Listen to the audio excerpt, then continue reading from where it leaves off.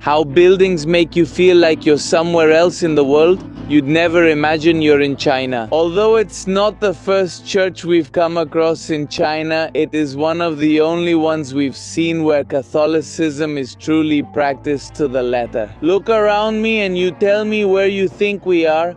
And just look at this building behind Nekfer. I'm impressed with this city. The city that Europe stole from China.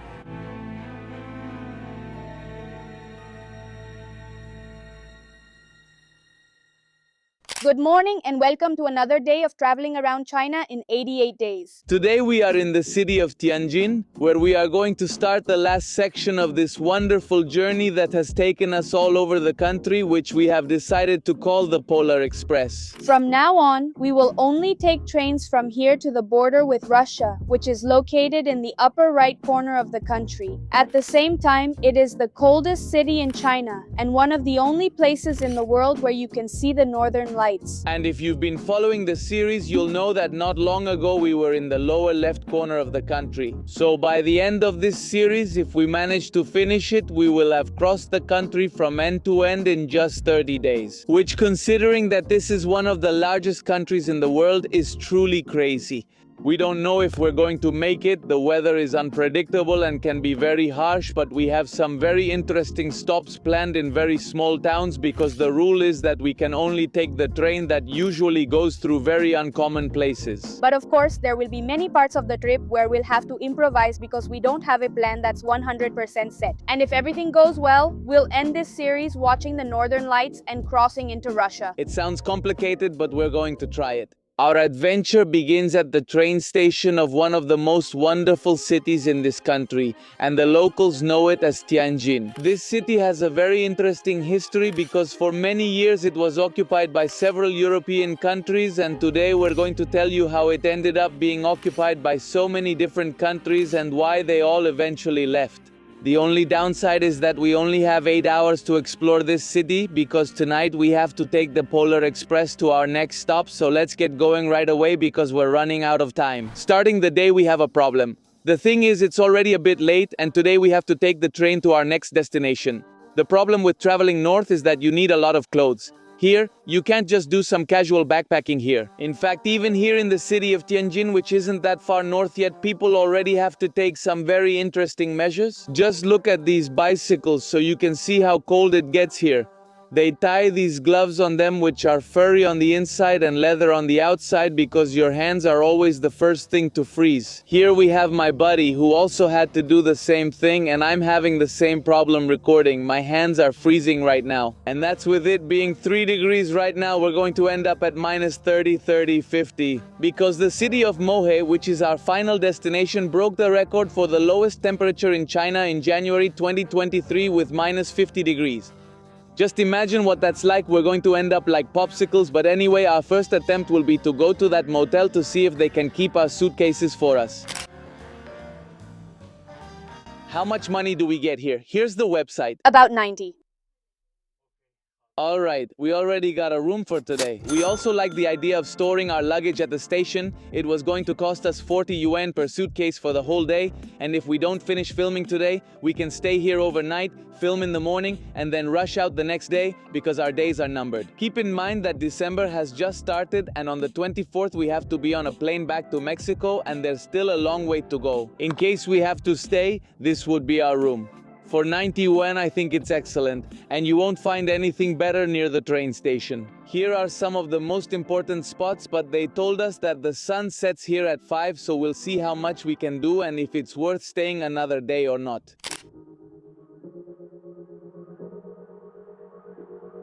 Our first stop is the Tianjin Eye, which is one of the most impressive Ferris wheels I have ever seen in my life. It's 120 meters tall and it's the only one in the world that's built on a bridge, so it serves two purposes. On one hand, it's a very impressive tourist attraction, and on the other, it's a transit route that connects two parts of the city. The bridge on which this Ferris wheel is built is called Yongli, and the river that runs under this bridge is called Hai, but it was previously known as Pai. This Ferris wheel has 48 cabins like these, and each one can hold 8 people, so it has a total capacity of 384 people. The tickets originally cost 80 per person, and now it has been closed for 15 days and there is still no opening date, so we won't be able to ride it. We're now crossing a bridge called the Shijilin Bridge, and it's an impressive view because I don't know if you can see behind me, but it's full of Western-style buildings that make it feel like you're in France. And a very iconic one is this one right here, which is none other than the Huanghai Lu Catholic Church, also known as the Church of Our Lady of Victories. This isn't just any church, it's actually the first Catholic church established in this city. For those who didn't know that there are Catholic churches, Christian churches, and Muslim temples here in China, yes, there are. And it really stands out in this area, especially because it has European Gothic architecture. And as they say in other places, if only the stones could talk. This church has been set on fire, it has been destroyed, and yet today we are standing in front of it. But besides this church,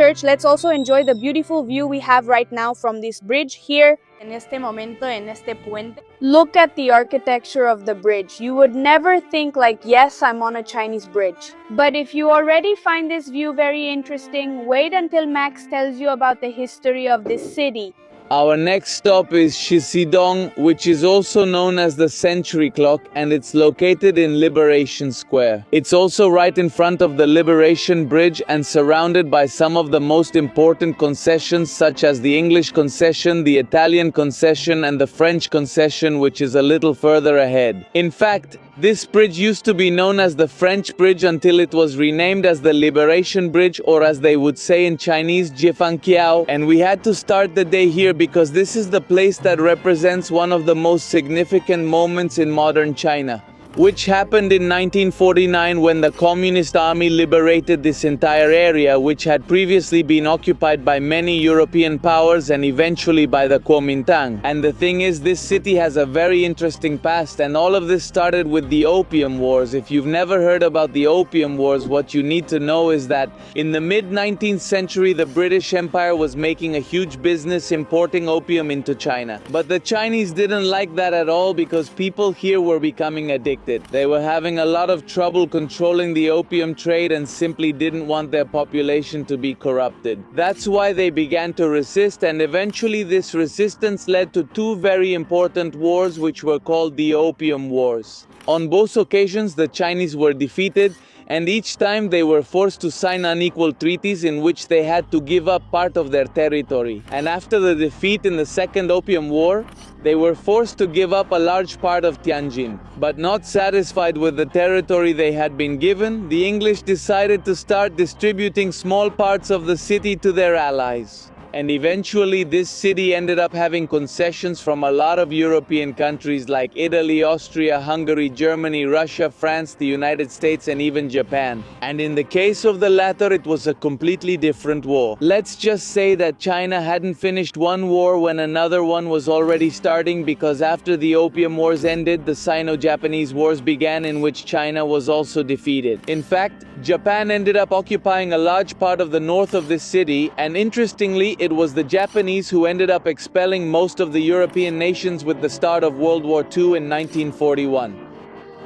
But they say that what goes around comes around, and the Japanese became victims of this because after being defeated in World War II, the Western nations supported the Chinese government in retaking the city of Tianjin. Let's say that the history of Tianjin is a story of seizures in which everyone was fighting over the territory, and it wasn't until 1949 that the city of Tianjin became a city again.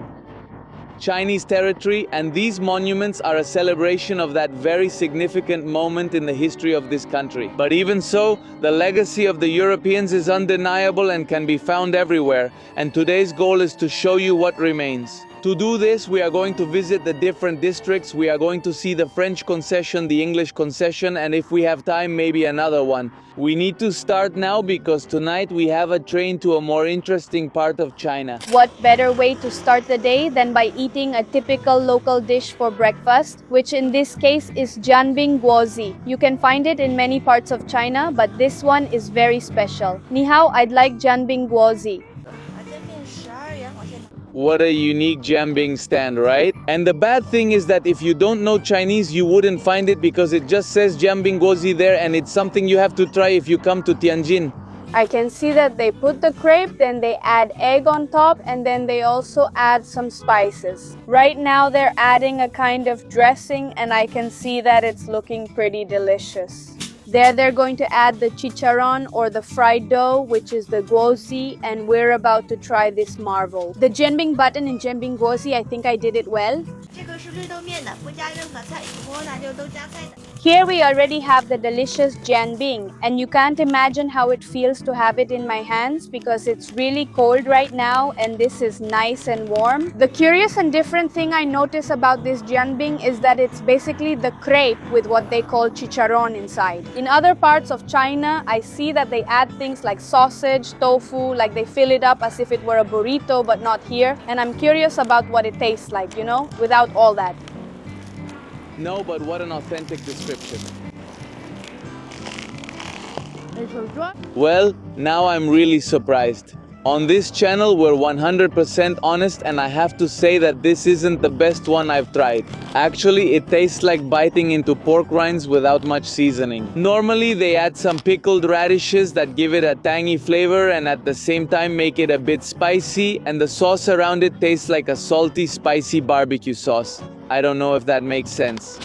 But this is more like an air taco, like an airy pork rind. Look at the bus. I don't know if it's a tour bus or just a regular bus. Let's see. It says Tianjin Shijiao Tongji Tuan, so it's like a group bus. If you ask me, it's a tour bus.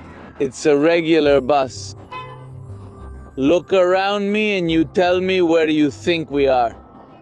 I know it's something very common throughout this series, but everywhere we go we find places where you feel like you're in another part of the planet, whether it's Southeast Asia, Europe, Korea, or Japan. There's so much diversity in this country that sometimes you feel lost, and just look at this building behind Nekfur, and who knows, maybe even Russia, since we've already bought the tickets for what we call the Polar Express. And originally we had planned to take the Polar Express. Here in China, there's a train, I think it's K071 or something like that. That's an epic route crossing the Chinese tundra through stunning snowy landscapes. But it turns out that the tickets sell out 3 weeks in advance, so we couldn't buy them. We had to buy several small segments, some requiring us to travel sitting, so we could reach our destination to see the northern lights. Look, here's another jianbing stand. Let's try again. Hello? I want a jianbing. Yes. Do you have Robogan? Yes, I have Robogan. Okay, so, how do you make it? Look, where are you from? I'm Mexican. Where are you from? Tianjin. Very good. Are you the boss? No, you're the boss. I wouldn't dare. Guangdong. From Guangdong. Can I watch you make it? Yes. Okay, do you want it spicy? He puts youtiao. I've never seen youtiao before. You can't use youtiao. I've never seen youtiao inside this kind of pancake. Now you've seen it. Because in our country, beans are tasty. They're not tasty, but we're going to add beans. Because in our country, youtiao is sweet. That's not okay either. It's not okay. But we dip youtiao in chocolate, you know? Oh, excuse me, master, what kind of dough is this? This is drunken bean. Is Ludo only in Tianjin? Yes, there are many liars in Tianjin. And do people from Tianjin also eat chili peppers? Thank you. How much is it here? I've been here. For many years, more than years ago. Have you been selling bread for 30 years? Yes. Were there many foreigners here before? Yes, in the 80s. This is the town. Before it was the town of Pueblo. Here is Pueblo, France. A history here, yes. It has a history. Oh, thank you. You're welcome. This place has a lot of history. Try it. Thank you. I'll try it. Try it. Yes. Very delicious, huh? Yes, I was thinking. Really? Oh, why would I lie to you? Was it in the town of France? You said there were outdoor scenes. Others? Puebla, Argentina, Brazil? Yes, actually, yes. It's the original. Then I'll go take a look. What a nice man. He prepared for us what he calls the most authentic jianbing, and he told me that many people who come here are from other parts of China, so the food they make can be very good, but it's not the authentic one. And it's true that this one tasted very different to me. The dough really tastes like mung beans. I'm not sure if they're called peas. And it has a churro inside, which makes it much more filling. In fact, I don't think I can finish it. But nothing can take away the good experience, because he even started telling us the history of how this area used to be the French Concession, that back then there were many foreigners walking the streets here, and that both his father and grandfather experienced that. Not him, because he was born a little after the liberation, but he has been selling these yembing for more than 30 years. What do you think? I'm impressed with this city. In fact, Noelia had given him a name. What did you call him, Nick? Like that? A city that Europe stole from China. We could really call it the city that Europe stole from China, because in its streets we can see architecture from all over the world. It would be hard for me to tell the difference, but what I read on the internet is that in an area called Wudao, which we're going to visit later, you'll be able to see Italian, French, German, Austrian architecture and many other things. But for now, we're walking through the alleys of the French area to get to a really interesting museum that's covered in Chinese ceramics. On all the buildings, you can see that they have plaques identifying them as historic buildings with distinctive architectural styles. And it says Great General Protection. For example, the one back there from France said that the level of protection was very important. So under no circumstances can any harm be done to the building. It's kind of ironic, isn't it? That this architecture from the countries that invaded China is being protected. Just look at this. This avenue is impressive. The only thing I can think to compare it to is the Bund in Shanghai, which also has a series of very beautiful Western buildings facing the river. Standing here on this avenue is a surreal experience, because just look at how the buildings make you feel like you're somewhere else in the world. You would never imagine that you're in China. And they're still building what will surely be one of the most impressive skylines in the world. And suddenly the little food stalls, which for some reason are all already closed, right, Noelia?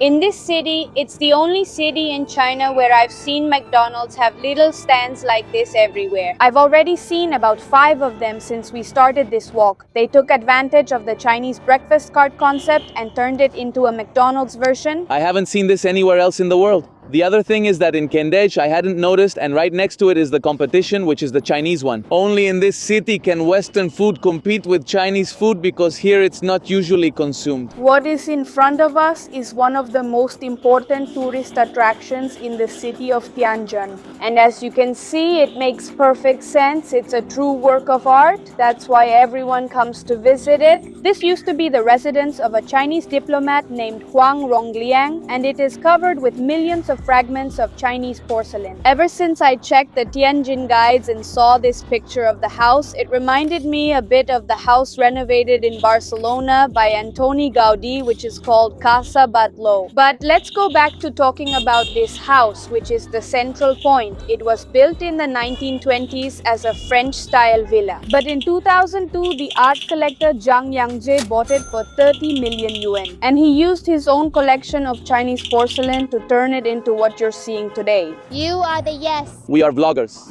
The curator invites you for a free visit. Ah, thank you. Thank you, that's great. He just invited us to enter the house for free to learn about the history. Thank you very much. I can thank you very much. I can tell you about the building.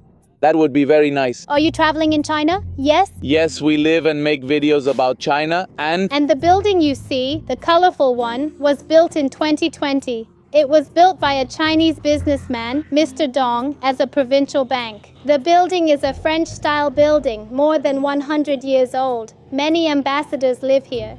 So you can see that the building used 700 million ancient porcelain pieces and 13,000 bottles and old plates like this one. In 2007, it was open to the public. And on September 20th, the American media outlet Houghton Post connected 15 unicorn museums around the world. This is the only Chinese museum here. The dragon-shaped wall is 768 meters long and covered in porcelain. Its body is shaped like the English word China. The number 768 also has special meanings, including its length in meters. it's all glass, yes. It's the porcelain.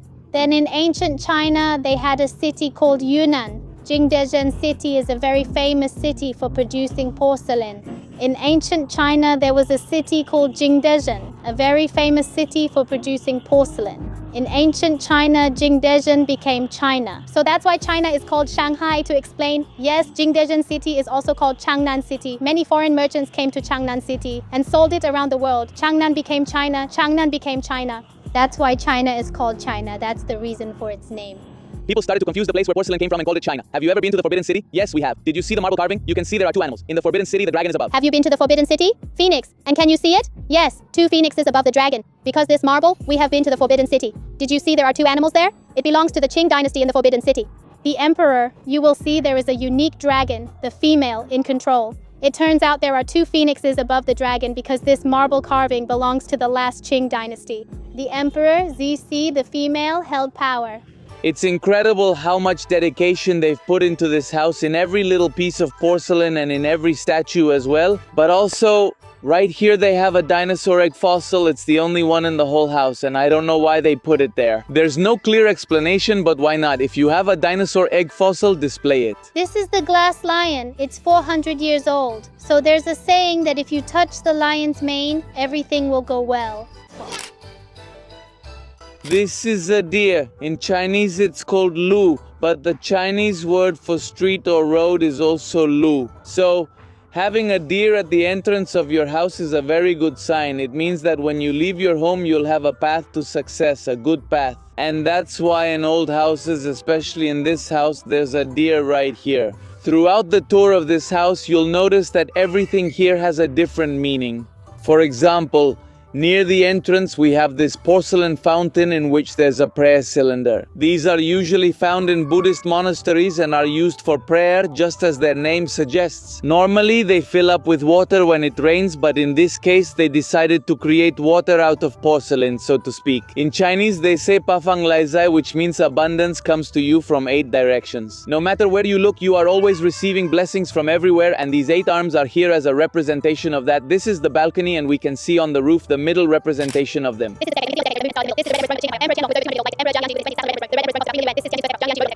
The middle one, the stars in the sky, it's the pink one. This is the pink throne of the Qing emperor and the Qing dynasty. About 200 years ago, the pink throne represents the emperor Qianlong who built it. About 20 years ago, the dragonfly was also singing on the famous Tianjin Women's Pink Square. 20 years ago, there was a vote for the pink square. 20 years ago, Zhang Lianji, the company chairman. So, the owner, Mr. Zhang Lianzhi, holds. The pink throne cost about 3 million RMB. This is the porcelain Land Rover. This is the first Land Rover Jeep in Tianjin. Mr. Zhang Lianji bought the car and drove it all around China. This is an airplane. This is an airplane. The girl who gave us the tour told us a lot of interesting things about all the items that are in the house. And some of them are the Chinese Adam and Eve, which are these figures represented here. And what do I mean by the Chinese Adam and Eve? Legend has it that these two characters created humanity from Earth. And that's why in China, because of this legend, it's said that they have yellow skin because they are made of earth. He has the body of a dragon, which represents masculinity, and she has the body of a snake, which represents femininity. And in the center, where this yin and yang symbol is, there was originally a hole. This lamp didn't exist. And its function was to allow rainwater to fall down to that prayer cylinder that's down there. This is because it's believed that water falling from the sky always represents wealth and abundance. And at the top of the house, they have a commendation from 100 years ago that was granted by the emperor to one of the ancestors of the current owner. And this was in recognition of the support that this family gave to the empire during the Opium Wars, in which they donated a lot of money to fight the trafficking of this substance that was dulling the minds of the Chinese people. And that's also why this family has become so important for the city of Tianjin and for this country. But what do you think?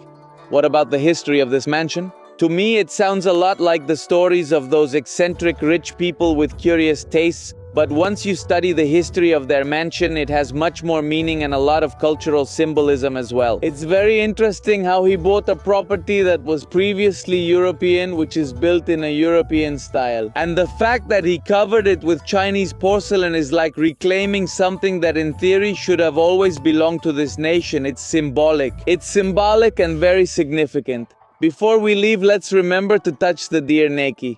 Take the good luck with you. Show me the way, Mr. Deer. The way to Mexico. Thank you very much. Yeah, it's been a very good experience. I hope we come back with our families someday. What a lucky encounter that we happened to be passing by. And well, originally we came to take a picture of the house and to investigate a bit about its history, but as soon as they saw us recording, they came up to us and said, come, we'll explain and give you the tour. It truly holds significant symbolism for this country. Like Noelia said, the fact of covering this historic building with Chinese porcelain, I think it really does have symbolism. It's a way of saying, this is ours, this belongs to us. And it's a way to show the world that Tianjin is finally back in Chinese territory. It was definitely worth it, and it's definitely one of the most iconic buildings we've visited. We learned a lot about the history of this country just in this place. This is kind of a historic street because just a few meters from here is Porcelain Street. We walked a little further and suddenly you come across another mansion, which is Commander Zhang's mansion. Honestly, I didn't look this one up, but it's amazing.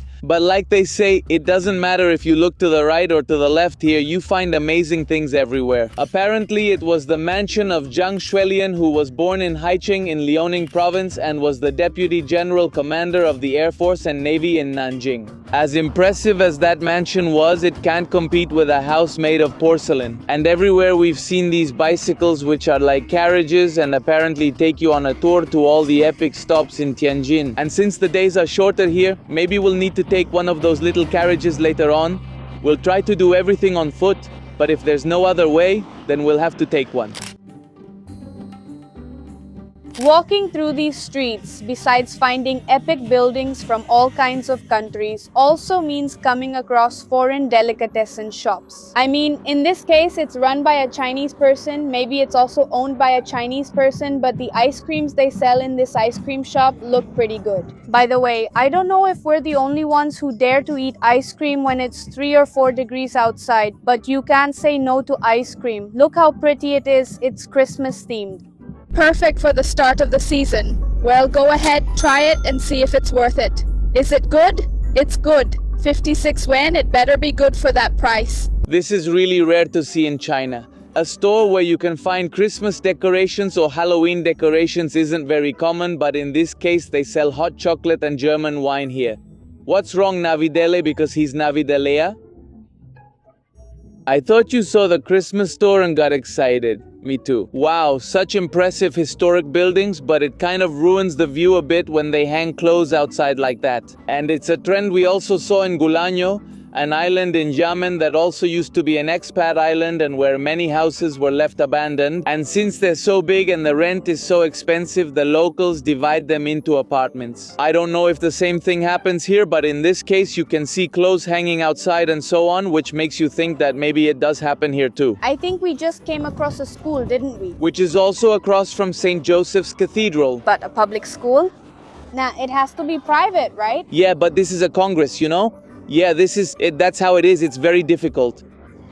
Here, the kids don't have to pay anything to come study, and it's right in the middle of the city center. And just look at these facilities. Our next stop is the Church of San Jose, which is locally known as Sikai Jiaotang. Jiaotang means church or cathedral, and Sikai is simply the name they gave it. This church was built between 1913 and 1916 under the leadership of the French missionary Paul-Marie Dumont. Originally, it was known as St. Vincent's Church, but today it is known as St. Joseph's Church. This church is not only an active place of worship, but also a symbol of Tianjin's historical and cultural legacy. In fact, it was included in the 3rd list of 20th century Chinese architectural heritage. What do you think? It's curious that it's on the list of Chinese architectural heritage. Kayo, this looks anything but Chinese. It's interesting to see Chinese people praying in a church. Mao Tse, good day Mao Tse, okay? They made me take off my hat. We're leaving the church, and I have to say that it's been one of the strangest experiences we've had since we arrived in this country. Because even though it's not the first church we've come across in China, it's one of the only ones we've seen where Catholicism is actually practiced. By the book. I thought it was more like a shell that's there for tourists and not really for believers, but at the entrance there was a lady who asked me to take off my cap, and then I realized there were people praying and that this church is actually still active. I'm sure they still have services here on Sundays. They had holy water. It was like being in a parallel universe because you go in and see the names of the saints in Chinese. The donation box is also in Chinese. And what impressed me the most was a giant painting of the Virgin Mary. Above it, the word peace was written in Chinese characters, and I had never seen anything like that before. Here we have some of the saints and their names are in Chinese. This is something you won't easily find in other parts of the country because, like I said, even though there are many churches, many of them are just shells of what they once used to be. That's also true for the Cathedral of Saint Sophia in Harbin. In the center where they're supposed to hold mass, a Russian musician was playing piano or something similar. I've also heard that the version of the Bible they have here has to be approved by the government. I'm not really sure if that's true, but it would also make for a pretty interesting video. Maybe we can do it later on. For reasons of time and practicality, we've decided that for our next destination, we're going to go by bicycle. This is a regular shared bicycle like the ones you find on the street. All you have to do is scan the QR code and you can take it.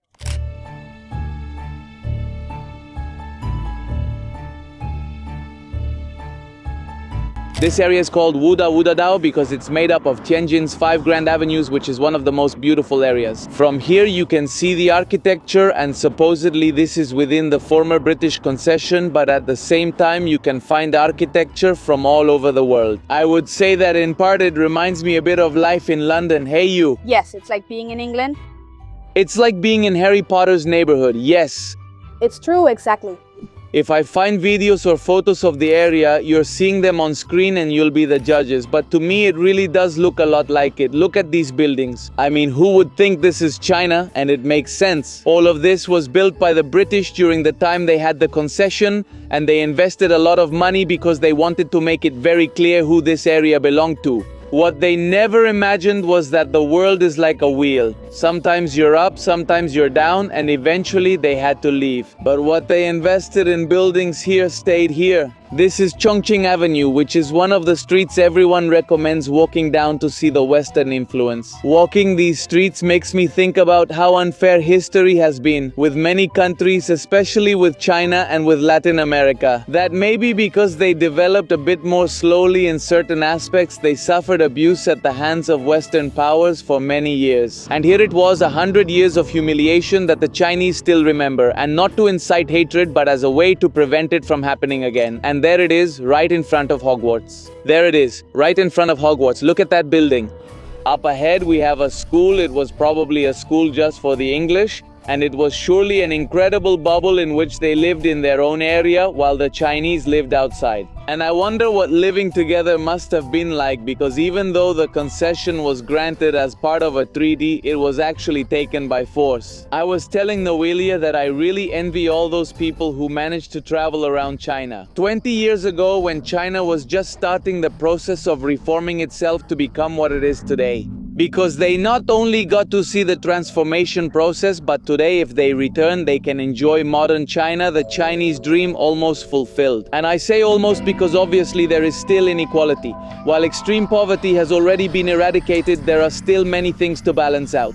For example, when we went to Xishuangbanna and heard the story of this waitress who belonged to an ethnic minority. She had to stop studying at 15 to go look for opportunities, or the creator of Tibetan bells who had to teach himself Chinese, Mandarin in order to do business. There are still many things to improve, but today I can say that China is one of the places with the most opportunities for any kind of person, and I have a lot of hope for the future and for what can be learned from this country. But anyway, getting back to the topic, we're in the center of what used to be the British Concession, and it's one of the most recommended spots on the tourist routes. We were arriving at Mingyuan Guangchang, which was previously known as the Stadium of the British Concession in Tianjin. And it's supposed to be an iconic public space located in the Heping district. It was inaugurated in 1926. And the original stadium was designed to serve the British community during the period of foreign concessions in Tianjin. Let's say that was the area.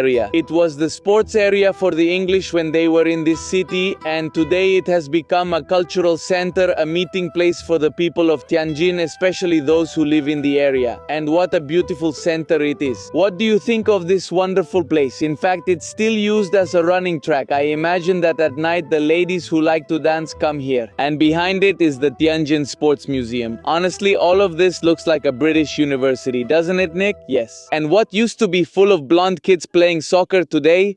Hello, are you also making vlogs? Yes. Wow. Hello everyone. I'm Mike Kirsch. Remember to subscribe and hit the bell. I'm going to be on TV. Oh, you're going to be on TV? Oh, you mean right now? Yeah, you could say that. You'll be on my parents' TV. Do you want to be on TV? Do you want to go to my parents? Do you want to be on TV? You can introduce yourself. I'll give you the microphone. My name is Kaiwen. I'm 10 years old.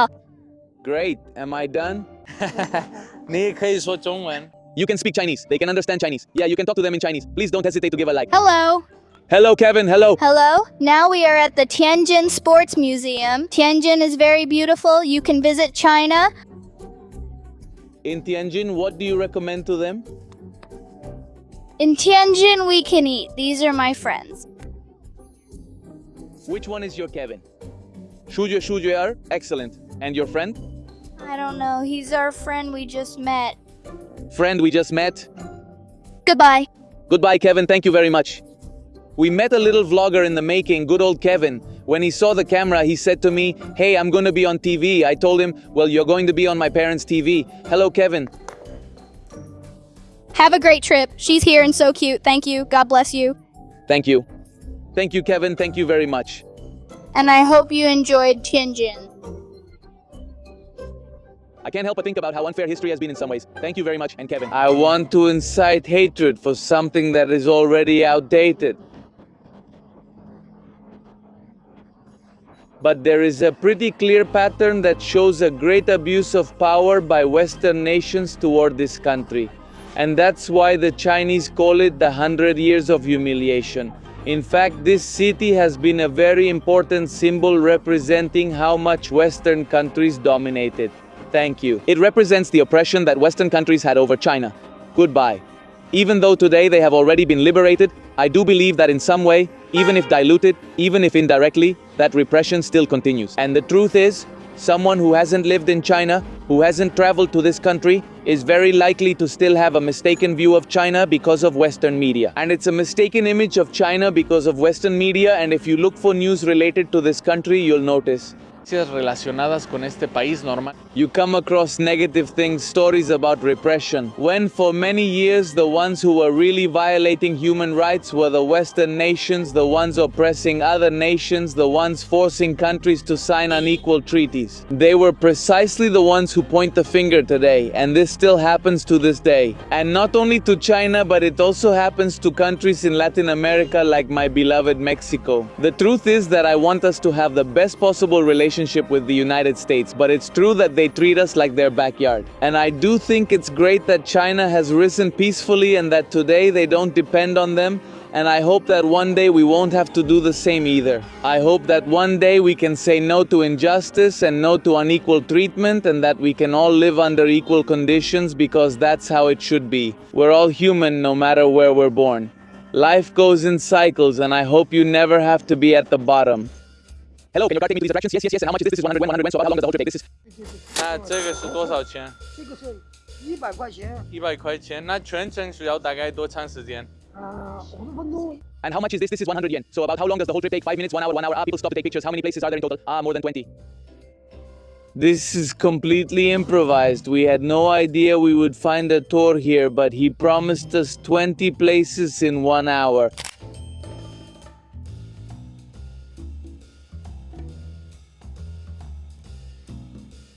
I expected cars to pass right beside us.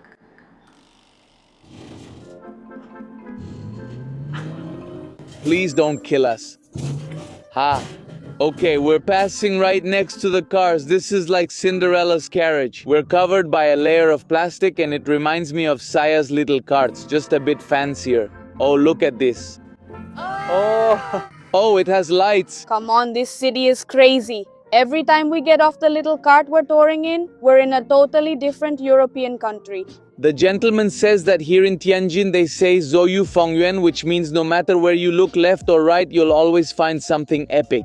And here on one side we have the residence of Yuan Shikai, who was an important politician and military leader from 1912 to 1915. And what's interesting is that this used to be his mansion. In fact, he tried to proclaim himself emperor, which failed drastically, but even so, the remnants of his history remain here. And this house is really interesting because it's completely built according to feng shui. The driver is telling me that he cared a lot about energy and making sure his house had everything it needed to attract that positive energy that the Chinese believe in. That's why his house is located facing the river, because water is always a sign of moving energy, of flow, of abundance. Let's see if they'll let us into the mansion, because it says here that it's a historic site of Tianjin architecture and that it's Yuan Shikai's former residence. In fact, it's registered with the Tianjin municipal government as one of the most important places in the city. I've already caught myself. Well, even with the little time we have left to visit this city, we've decided to go into this house, which costs 50 yuan to enter. Just to snoop around and show you not only what one of these buildings looks like on the outside, but also what it's like on the inside. Because if you can see, everything around me has very, very luxurious and unique finishes. Just take a look at this lamp right here. When you come in through this, which is the main entrance, you find yourself in a large hall, a foyer with a chandelier that gives this place a lot of drama. The ceilings are golden, which is also a very unique choice for decoration. This room here has a hexagonal or octagonal shape. I didn't count the sides, but in the middle there's a sofa that looks like the important person would sit here to receive their official visitors. Let's go up to the second floor to see if we find something interesting. Here we can already see the traces of the years. The wall and the ceiling are damaged. Many times, no matter how much you restore a place, time takes its toll. Also on this floor, we have photos on the sides of, I suppose, the development of various areas of this city. And over here, a map of a walled city that I don't know which one it is.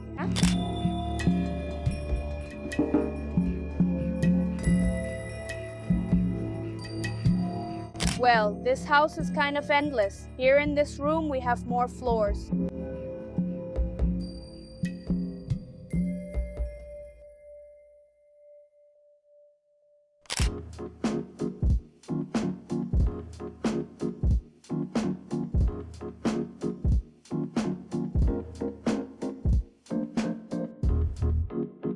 It's $100. How long has it been? Yes, I'm an uncle, but not a $100 one.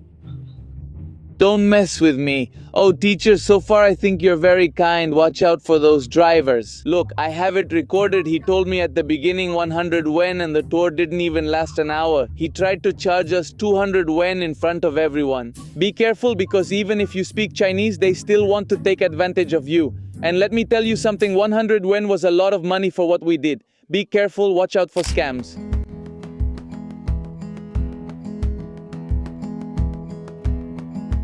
There was no time for anything else. We had to run and get to the station because we were running late to catch our train. Towards the Korean Autonomous Prefecture, which is a place with a large population of an ethnic minority. And it turns out they are the descendants of a large wave of Korean immigrants, which happened about 150 years ago, but to this day they still retain their language and script. I don't want to spoil it for you. We were learning along the way. The only thing you need to know is that we're going to take a train. A 15-hour train ride to the city of Tianjin, which is actually the capital of the Korean Autonomous Prefecture. This is the first train we take in this Polar Express series. And look at this beautiful station. It has a spectacular view of the skyscrapers. Seriously, from now on, we're pretty much going to be living on trains. Seriously, trains and in a freezer. I mean, I saw that in Tianjin the highest temperature is -5 degrees. Things are about to get interesting.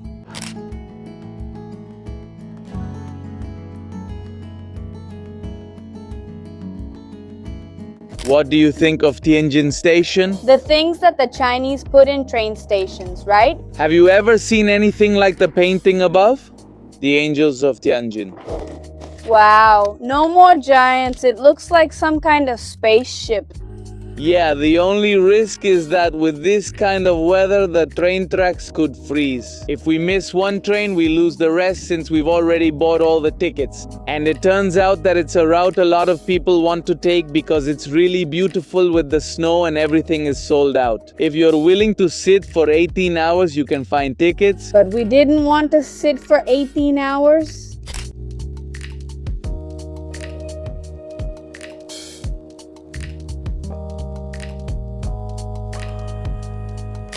The registration identity is the email. This doesn't work. You have to enter this in. The Identity record. mail. The identity record is the mail.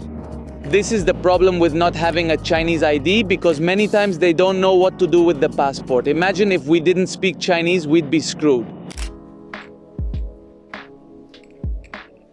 Welcome to the next 15 days of our lives. From today on, we'll call this place the Polar Express. And I was telling Noelia that out of all the trips I've taken in my life, this is the most extreme one. And I say that because of the temperature, since we're going to inhospitable places where no one should live. But I was telling Noelia that people hang on like a loogie. That's how we've managed to inhabit these places. I'm sure they have a very interesting life, because the conditions people have to live in these kinds of places have nothing to do with the ones we have in other parts of the world. But anyway, see you tomorrow when we arrive in Tianjin. Goodbye.